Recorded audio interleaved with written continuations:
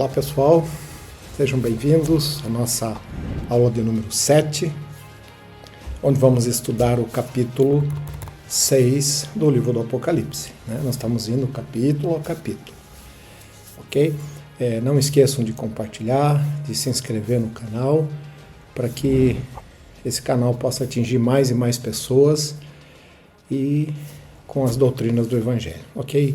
Então, sejam bem-vindos a essa aula. Então, nós vamos apresentar ela ao nosso PowerPoint, né? Então, aula 7, como eu já falei. Então, vamos seguindo. Então, no capítulo 6 do livro do Apocalipse, Cristo abre os 6 selos e João vê os acontecimentos de cada um dos selos. No 5º selo, ele vê os mártires cristãos e no 6º, ele vê os sinais dos tempos. Uma coisa interessante, que só a Igreja de Jesus Cristo tem esta visão dos selos.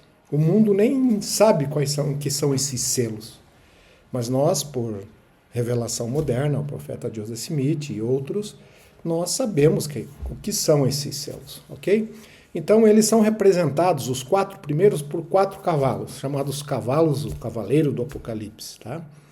E não tem nada a ver ainda com a segunda vinda, esses cavaleiros, tá ok?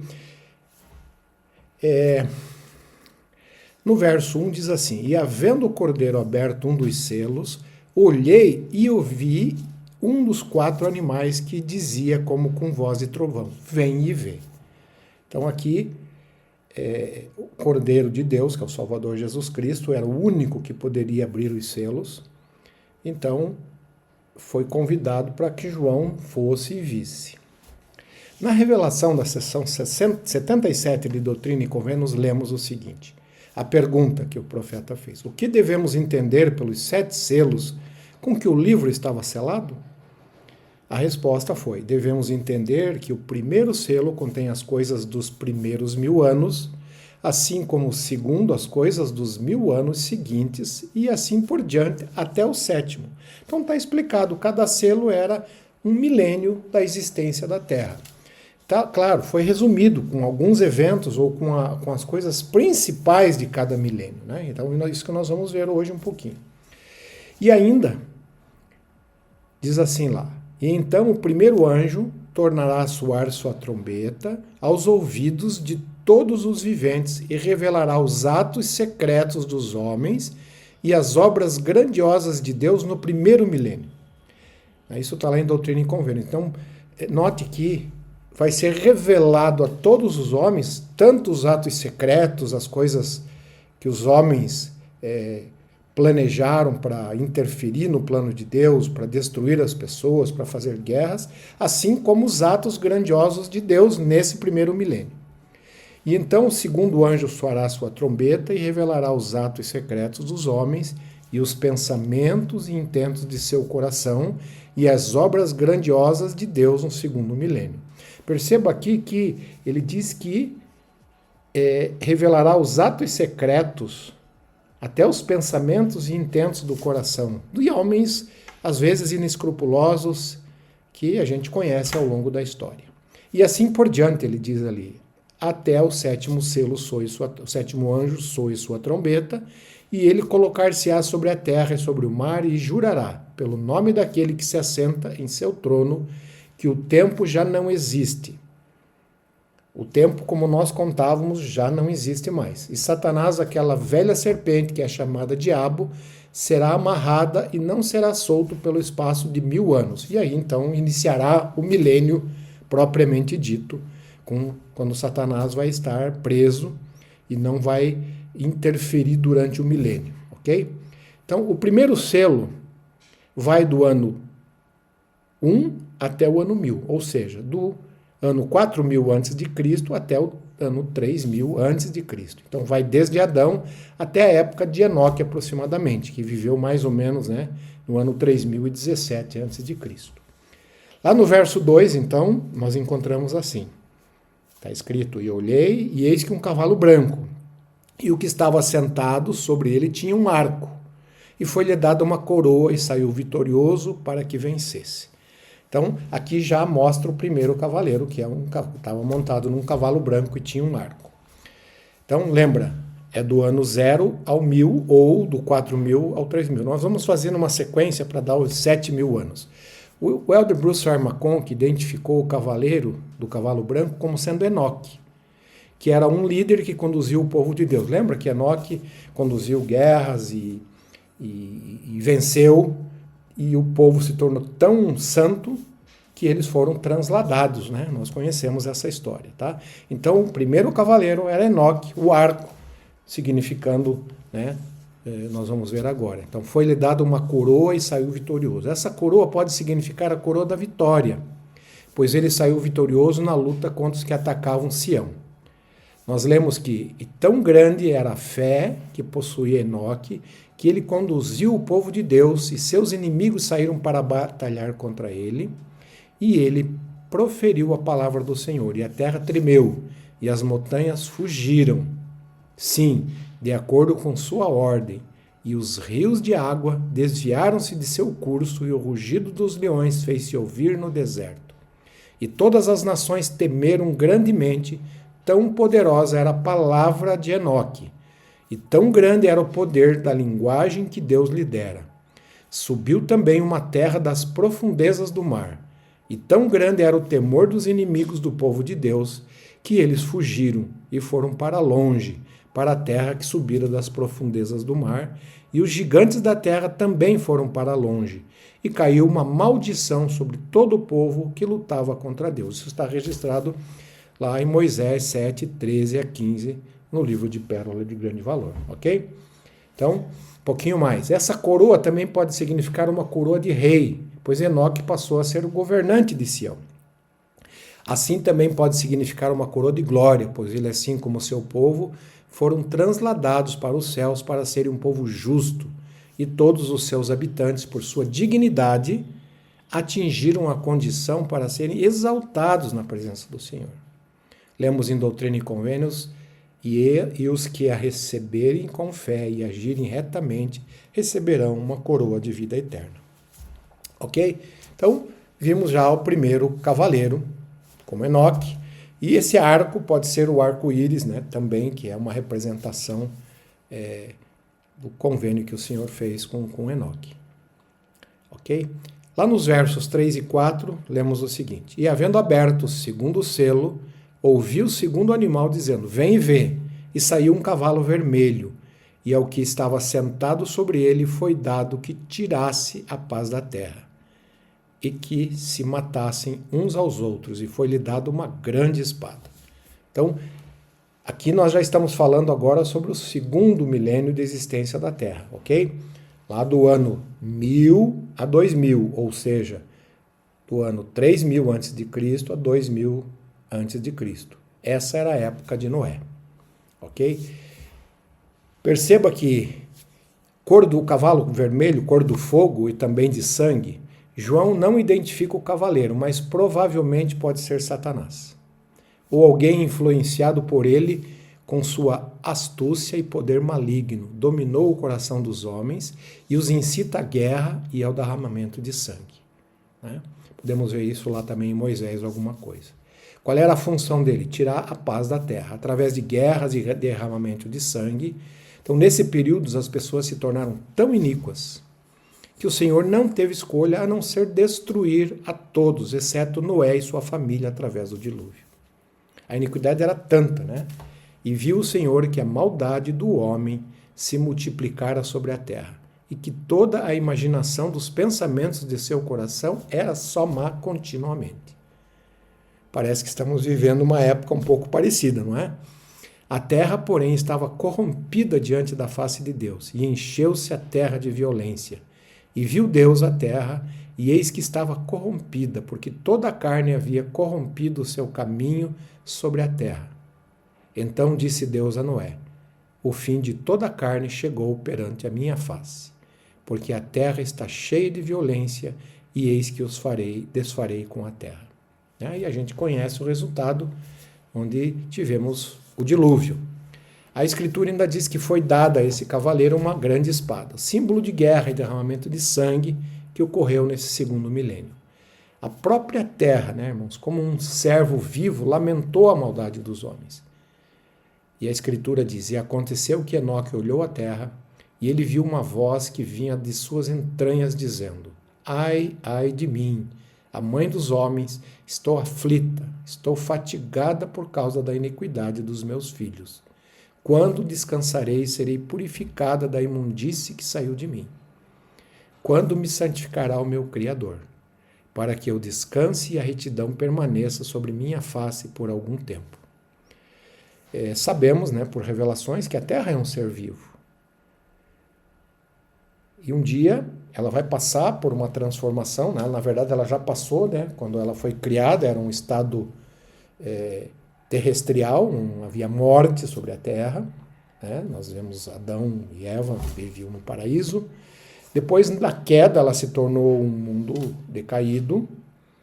Ela vai voltar durante o milênio a ser uma esfera terrestrial e por fim será celestializada e brilhará nos céus como um ser, um astro brilhante, né, cheio de luz e vida, né, será uma esfera celestial. Tá? Isso nós conhecemos pelas revelações. Ok? No verso 5, vamos ver o terceiro selo. E havendo aberto o terceiro selo, ouvi dizer o terceiro animal, vem e vê. E olhei, e eis um cavalo preto. E o que sobre ele estava sentado tinha uma balança em suas mãos, na sua mão. Então lembra, isso estamos falando do ano 2000 ou 3000, ou do ano 2000 a.C. ou 1000 a.C. Essa era a época de Abraão, segundo a cronologia, não é? Então o cavalo preto, como o anterior, o cavaleiro não é conhecido. O cavalo preto é identificado como da fome, como vemos na sequência da Escritura. A fome foi tão grande, né, que Abraão teve que sair da Caldeia, lembram disso, né? E esta fome, pelo que se diz a Escritura, era em virtude da idolatria e iniquidade do povo. Lembra que o próprio Abraão, a família dele queria o sacrificar para os ídolos, e ele fugiu então de Ur, né? E o Senhor deu a ele uma terra especial, conhecida como Canaã, né? A terra onde os israelitas, por muito tempo depois, voltaram para possuí-la, ok? E o que estava assentado tinha uma balança. Essa balança servia para pesar os alimentos. Como era costume nos tempos antigos, e pelo verso seguinte, percebe-se que um pouco de comida era vendido por muito dinheiro. Então foi uma época de muita fome em toda a face da terra. E no verso 6 a Escritura diz, e eu ouvi uma voz no meio dos 4 animais que dizia, uma medida de trigo por 1 denário, e 3 medidas de cevada por 1 denário, e não danifiques o azeite e o vinho. Uma medida de trigo por 1 denário, e 3 medidas de cevada por 1 denário, uma medida de trigo era aproximadamente a ração de um adulto para um dia, e 1 denário era o valor pago para um dia de trabalho. Então isso mostra que a fome era muito grande, que as pessoas trabalhavam um dia para ter um pouco de comida que mal dava para si mesmo, quanto mais para os seus familiares. A Escritura também diz, e não danifiques o azeite e o vinho. Parece que isso era para preservar alguns alimentos, para que o povo não fosse completamente destruído até que a fome passasse. Ok? Então lembre, irmãos, aqui esses selos, quando serão abertos, nós vamos ter mais evidências de todo o mal que foi praticado, de todas as artimanhas que os homens praticaram e também das obras de Deus, né? Que vemos Abraão foi chamado, né? E temos até hoje o convênio abraâmico, que é desta época, ok? No versos 7 e 8, aí temos o 4º selo, né? E havendo aberto o 4º selo, vi a voz do 4º animal que dizia, vem e vê. E olhei, e eis que um cavalo amarelo, e o que estava sentado sobre ele tinha por nome Morte, e o inferno o seguiu. E foi-lhe dado o poder para matar a 4ª parte da terra com espada, e com fome, com mortandade, com as feras da terra. Ok? Então esse era o 4º cavalo, lembra? É do ano 3000 a 4000, ou do ano 1000 a.C. até o nascimento de Cristo. Ok? Então é a época dos grandes impérios. Né? Nesse período foi o Império Babilônico, o Persa, Sírio, Grego, Macedônio e o Romano, entre outros. Então, uma época de grandes guerras e mortandade, né? Grande poder maligno que esses reinos eram muito muito iníquos, né? E castigavam o povo grandemente. Lembra da história lá de Nabucodonosor, que conquistou o mundo, né, como cabeça do Império Babilônico? E naquela visão, né, que foi interpretada por Daniel, lemos o seguinte, né, que o Império Babilônico era representado pela cabeça de ouro da estátua, vista por ele em sonho, que foi interpretado por Daniel. Nabucodonosor, que teve o sonho, e aí vocês podem ver aqui acima, né, a estátua. Então esse império foi conquistado, o Império Babilônico, que era cabeça de ouro, foi conquistado pelo Império Medo-Persa, que era governado por Ciro, né, e Ciro foi o governante que autorizou Israel voltar para... Lembra que os babilônicos tinham levado Israel cativa, e Ciro autorizou que eles voltassem e reconstruíssem Jerusalém. Depois Dario, e durou mais ou menos até o ano 331 a.C. E ele está representado ali pelos ombros, os ombros e os braços de prata. Sendo sucedido pelo Império Macedônico, fundado pelo Alexandre o Grande, e durou de 331 a.C. até 161. E foi representado pelo ventre e as coxas de bronze. E o quarto reino, ou império, foi o romano, que durou de 161 a.C. a 483 depois de Cristo, representado pelas pernas de ferro, né? E também os pés depois de barro, tá ok? Então, é uma representação daquele sonho do Nabucodonosor que Daniel interpretou. Então, essa foi a época do quarto cavaleiro, tá? É uma época de grande também, grande iniquidade, grandes impérios, um dominando o outro e tentando conquistar, e com certeza muitas pessoas morreram nas guerras, morreram de fome nesse período, ok? O Império Romano, mais tarde, ele foi dividido em dois, lembra as duas pernas? Com um tendo sede em Roma e o outro tinha sede em Constantinopla. E eles são representados, então, pelas duas pernas da estátua. Após o declínio do Império, ele foi dividido em 10 reinos menores, representados pelos dedos dos pés da estátua, em parte de ferro, em parte de barro, significando que esses reinos tinham força do ferro, mas eram fracos como o barro. Note que o ferro e o barro não se misturam. E esses reinos seriam, em parte, divididos. Entre os mais aceitos pela maioria dos estudiosos do sonho estão o Senado romano, como um dos dedos ali, né? Os gregos, em Ravenna, os lombardos na Lombardia, os hunos na Hungria, que são os reinos daquela época, os lombardos, os alamanos na Germânia, os francos na França, os burgúndios na Burgúndia, os godos na Espanha, os bretões e os saxões na Bretanha. Então, os mais aceitos, representando esses 10 reinos, representados pelos pés, que foram a sequência, né, quando o Império Romano se desfez, esses reinos, então, e a gente conhece um pouco da história, né, desses reinos europeus. Ok? Então, o cavalo amarelo também não é revelado o cavaleiro, mas significa um tempo de muitas guerras e morte. E a Escritura diz, e o que estava sentado sobre ele tinha por nome morte. Então, durante esse milênio da Terra, muitas guerras grandiosas aconteceram que devastaram a quarta parte dos homens. Interessante, né? Quanta gente morreu. Que além das guerras eram afligidos pela fome e por ataque de feras. Ezequiel lista estas 4 formas de morte como os julgamentos de Deus. Porque assim diz o Senhor Deus, quanto mais se eu desviar os meus 4 severos juízos, a espada, a fome, as feras selvagens e a peste contra Jerusalém, para arrancar dela homens e animais. Lembra ali os 4 tipos de juízos, né? Do Senhor: a espada, a fome, as feras selvagens e a peste. E a Escritura diz, e o inferno o seguiu, significando que essas pessoas, devido à sua iniquidade, iriam para o inferno dentro da prisão lá no mundo espiritual, né? Não o inferno final. Nós já estudamos isso em um outro curso, né? O mundo espiritual é dividido em paraíso e prisão, e dentro da prisão tem mais uma subdivisão chamada inferno. O profeta Joseph Smith ensinou isso, né?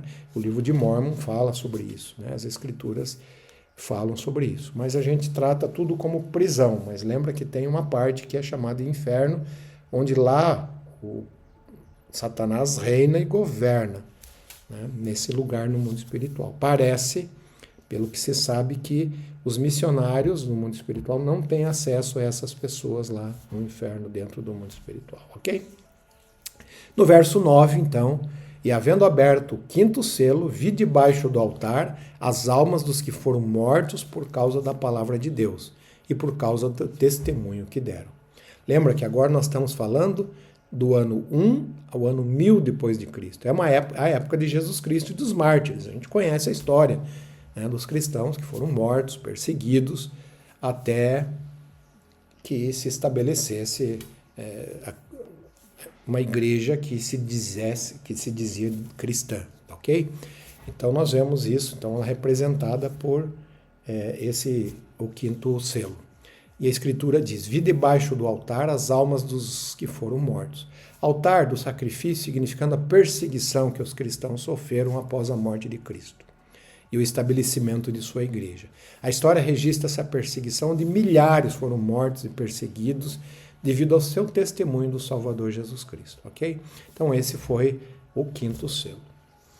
E esses mártires clamavam com grande voz, dizendo: até quando, ó Senhor, santo e verdadeiro, não julgas e vingas o nosso sangue dos que habitam sobre a terra?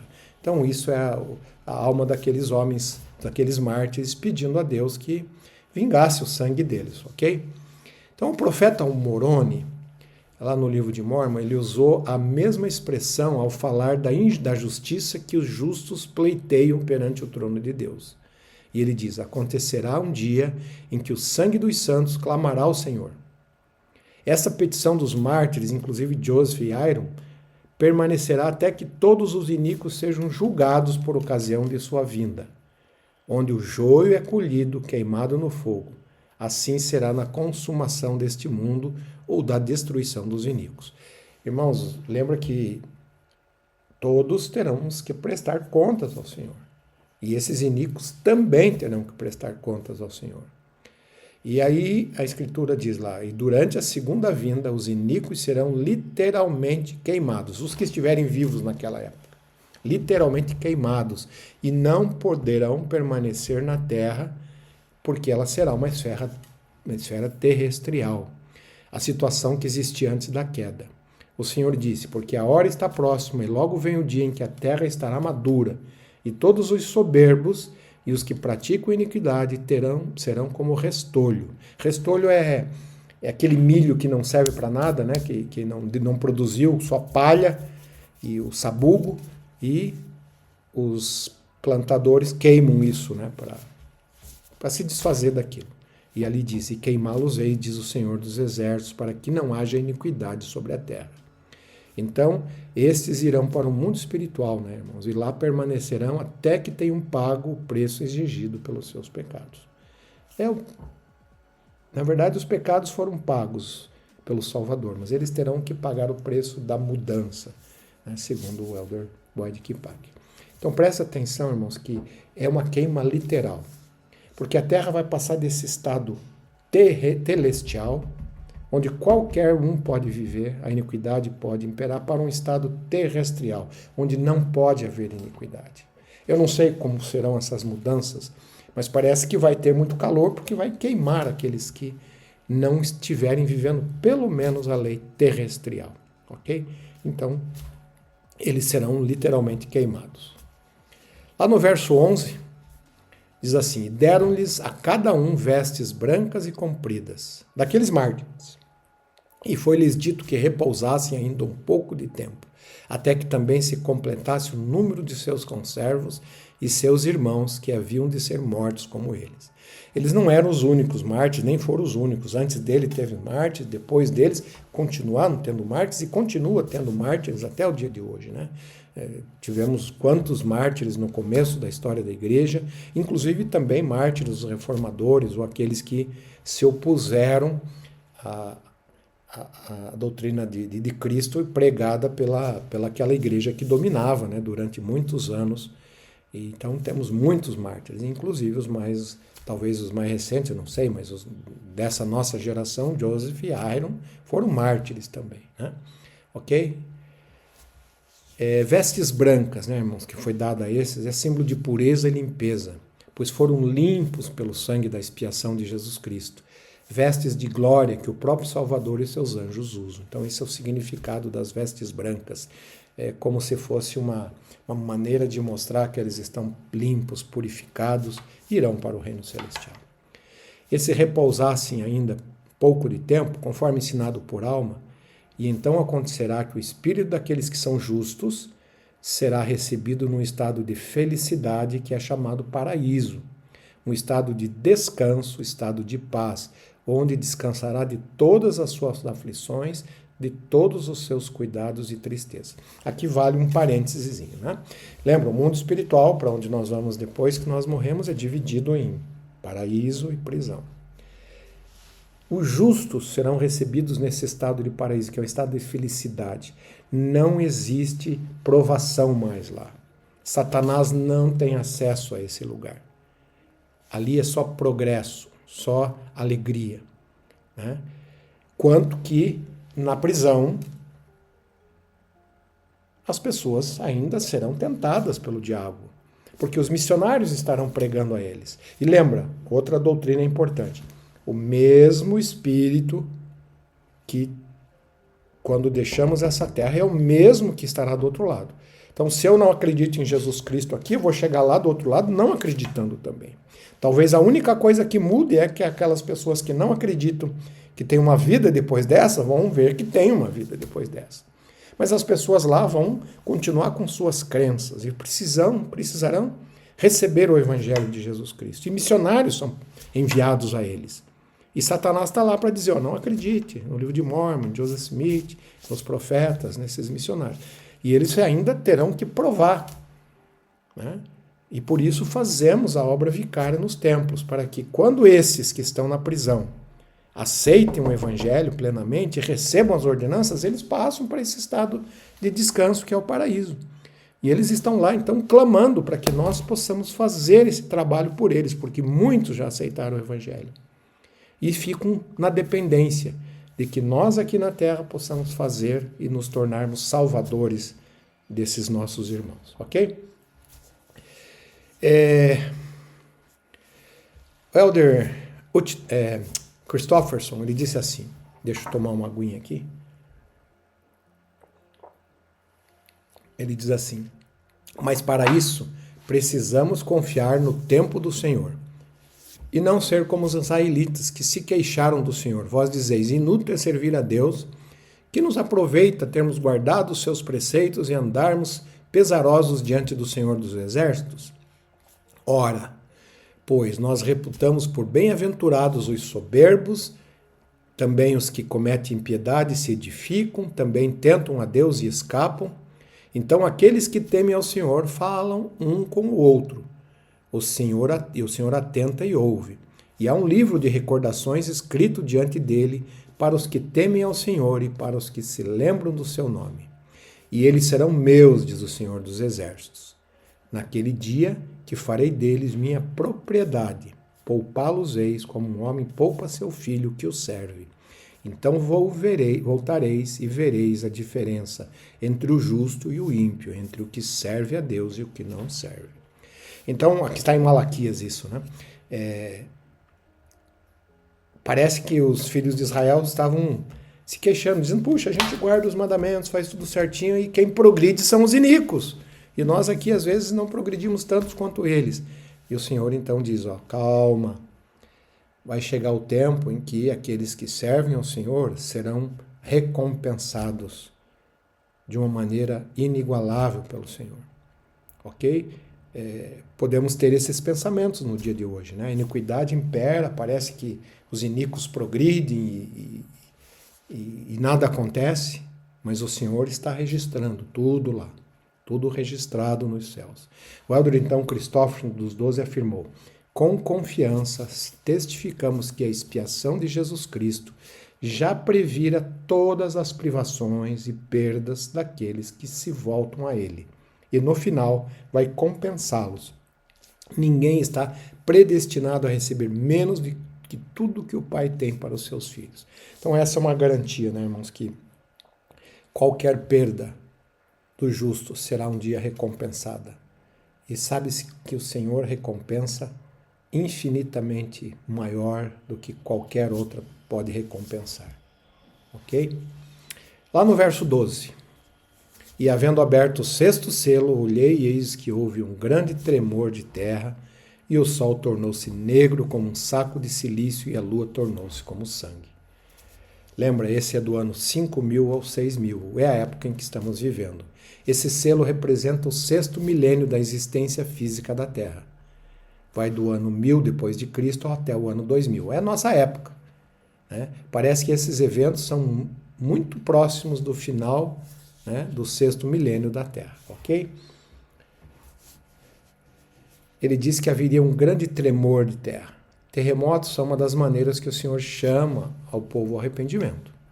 Sobre esses eventos, o Salvador disse: e imediatamente após a aflição desses dias, falando dos últimos dias, está registrado em Joseph Smith e Mateus, o sol escurecerá e a lua não dará sua luz, e as estrelas cairão do céu, e os poderes do céu serão abalados. Em verdade vos digo, essa geração na qual essas coisas serão mostradas não passará até que tudo o que eu disse seja cumprido. E como eu disse antes, depois da aflição desses dias e de os poderes dos céus serem abalados, então aparecerá o sinal do Filho do Homem no céu. E então todas as tribos da terra se lamentarão e verão o Filho do Homem vindo nas nuvens do céu com poder e grande glória. Então, esses são alguns eventos que estão acontecendo já, né? Terremotos, o Senhor vai avisando o povo, né? Até que chega o evento final, quando o Salvador vier. E uma coisa interessante, né? Que está profetizado isso, que as pessoas iriam desconfiar que Jesus Cristo um dia voltaria, né? E a iniquidade seria abundante, como a gente tem visto, né? E pelo aumento da iniquidade, o amor dos homens iria esfriar, e é o que está acontecendo. Mas nada do que o Salvador disse ficará ao léu. Tudo se cumprirá, como ele diz nas Escrituras. E aqueles que forem fiéis, não forem enganados, né? Como a Escritura diz. Aqueles que mantiverem a sua confiança e se basearem pelo Espírito Santo, não serão enganados. Ok? Porque muitos serão enganados. Então esse terremoto será aquele que acontecerá quando o Salvador colocar, o maior, né, o final, quando o Salvador colocar os pés sobre o Monte das Oliveiras, o monte então se abrirá e os judeus fugirão por essa abertura do monte. Nós vamos falar mais sobre isso, né, que é o evento final da grande guerra do Armagedon, né, que nós vamos estudar lá em Apocalipse, no capítulo 16. Será um evento tão grandioso que a terra passará por grandes mudanças, como revelados ao profeta Joseph Smith. Ele diz assim: pois eis que ele estará de pé sobre o Monte das Oliveiras, e sobre o grandioso oceano, sim, o grande abismo, e sobre as ilhas do mar, e sobre a terra de Sião. Terra de Sião são as Américas. E a sua voz sairá de Sião, e ele falará de Jerusalém. E ouvir-se-á a sua voz entre todo o povo, e será uma voz como a voz de muitas águas, e como a voz de um grande trovão.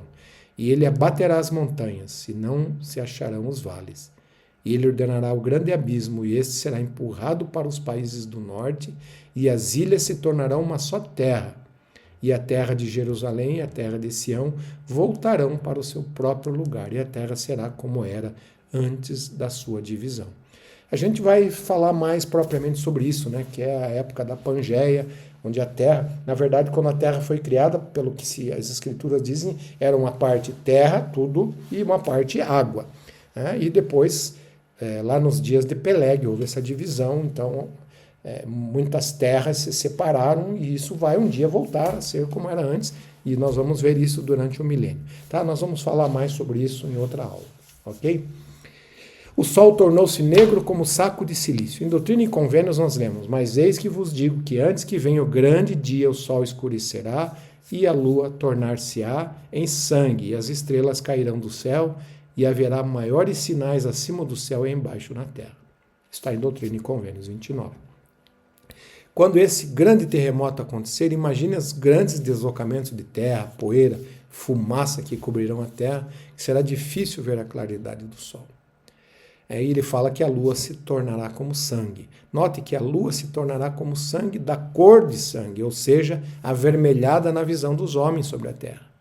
Muito improvavelmente em virtude da poluição provocada pelos terremotos, vulcões, fumaças de incêndio.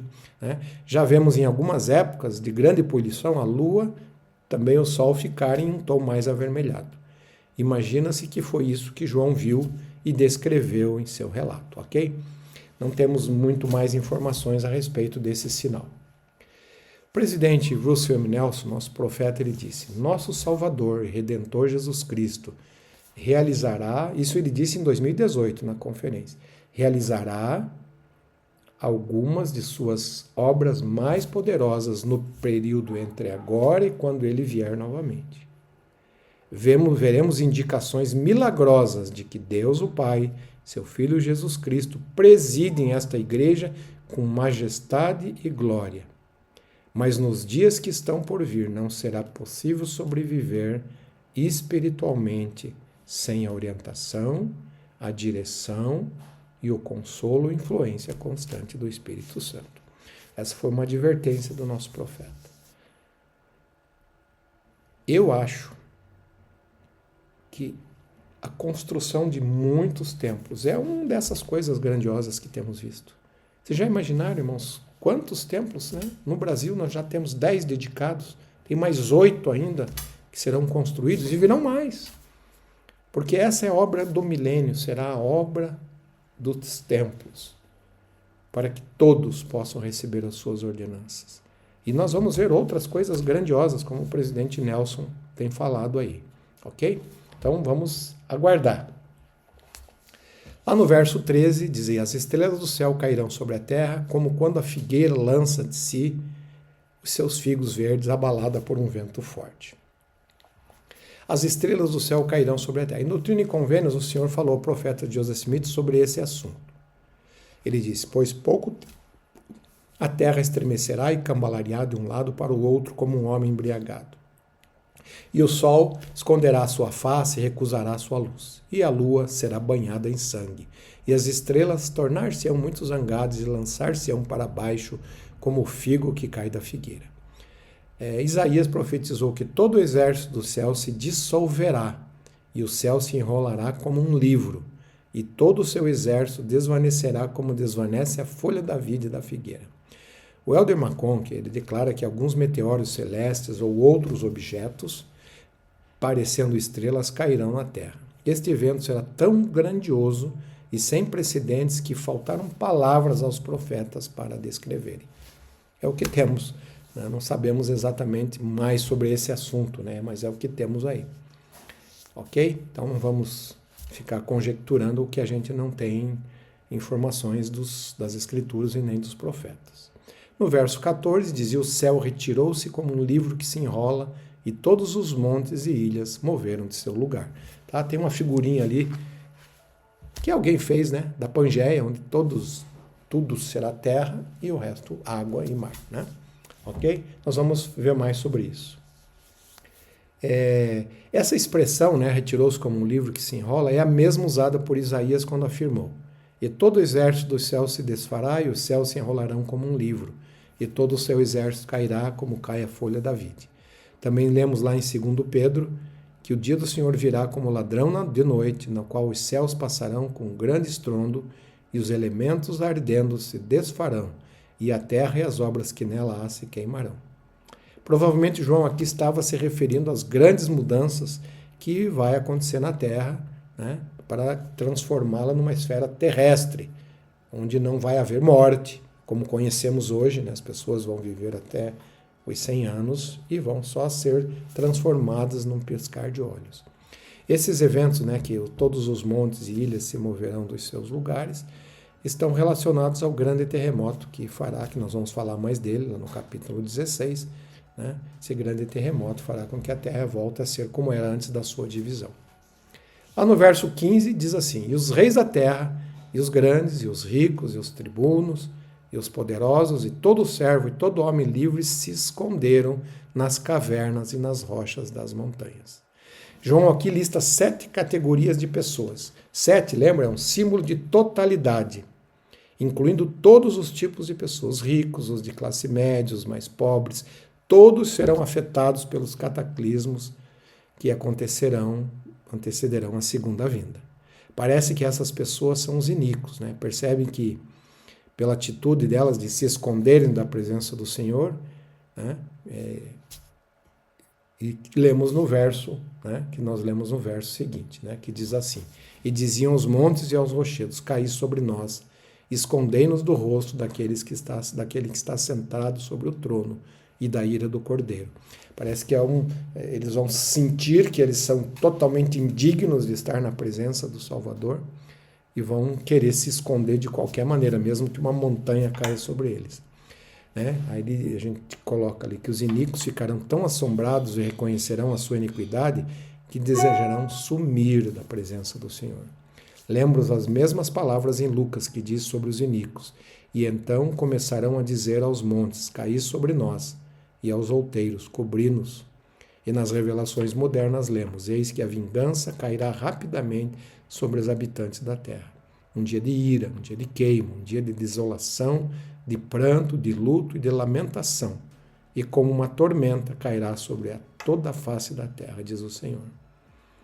Doutrina e Convênio 112:14. O profeta Malaquias também falou dos dias que antecederiam a segunda vinda, dizendo, porque eis que aquele dia vem ardendo como fornalha. Todos os soberbos e todos os que cometem impiedade serão como a palha, e o dia que está por vir os abrasará, diz o Senhor dos Exércitos, de modo que não lhes deixará nem raiz nem ramo, né? Uma destruição completa. Ok? Lá no verso 17, porque é vindo o grande dia de sua ira, e quem poderá subsistir? Então João faz essa pergunta, olha, de tudo que eu vi aqui, quem é que vai subsistir? João, após relatar todas as calamidades, né, faz essa pergunta. E o capítulo 7, que nós vamos ver na aula que vem, responde a essa pergunta, ok? Então, é o que nós tínhamos nessa aula de hoje, né? Lembrando que mesmo os iníquos sabem que são iníquos, porque eles têm ainda uma centelha da luz de Cristo. E quando caírem na realidade de que eles fizeram tantas iniquidades, eles vão se desesperar e vão ter esses sentimentos, querer se esconder da presença do Senhor. Ok? Então ficamos por aqui. Obrigado por estarem conosco. E não esqueçam de compartilhar e se inscrever no canal. Ok? Então um abraço a todos e até a próxima.